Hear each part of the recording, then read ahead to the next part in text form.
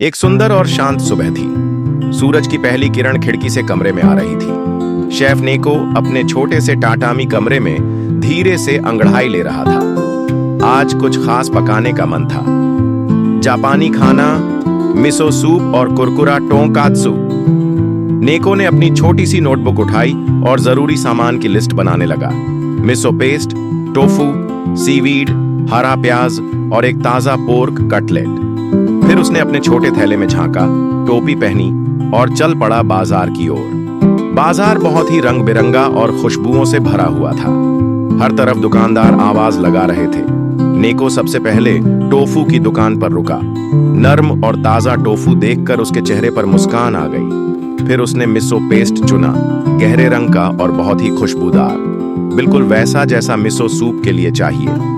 फिर उसने ताजी सब्जियां ली और आखिर में एकदम फ्रेश और नरम पोर्क कटलेट। सारा सामान अब थैले में था और उसका दिल खुशी से भर गया। अब वो अपने प्यारे से रसोई घर की ओर लौट पड़ा। घर आकर नेको ने सारा सामान लकड़ी की टेबल पर सजाया। किचन में हल्की रोशनी थी, बांस के बर्तन और कपड़े के पर्दे, सब कुछ बड़ा आरामदायक लग रहा था। उसने स्टोव ऑन किया, एक बर्तन में पानी रखा और उसमें कॉम्बू और बोनिटो फ्लेक्स डालकर डाशी स्टॉक बनाना शुरू किया। थोड़ी देर में पानी उबलने लगा और एक प्यारी सी खुशबू पूरे कमरे में फैल गई। अब उसने मिसो पेस्ट डाला, फिर छोटे छोटे टोफू के टुकड़े, सीवीड और हरा प्याज। मिसो सूप तैयार हो रहा था, गर्म, खुशबूदार और प्यार से भरा हुआ। अब बारी थी टोंकात्सु की। नेको ने पोर्क कटलेट को पहले मैदे में लपेटा, फिर अंडे में डुबोया और फिर ब्रेड क्रम्स में रोल किया। एक पैन में तेल गर्म किया और धीरे से कटलेट फ्राई करने रख दिया। जैसे ही तल्ली की आवाज आई, पूरे किचन में स्वाद की लहर दौड़ गई। कटलेट को सुनहरा भूरा होने तक उसने ध्यान से पलटा।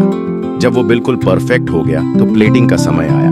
लकड़ी की ट्रे पर सफेद चावल, एक प्याले में मिसो सूप, एक तरफ कुरकुरा टोंकात्सु और साथ में बारीक कटा हुआ पत्ता गोभी। ऊपर से सजावट के लिए एक छोटा सा सकुरा फूल भी रखा।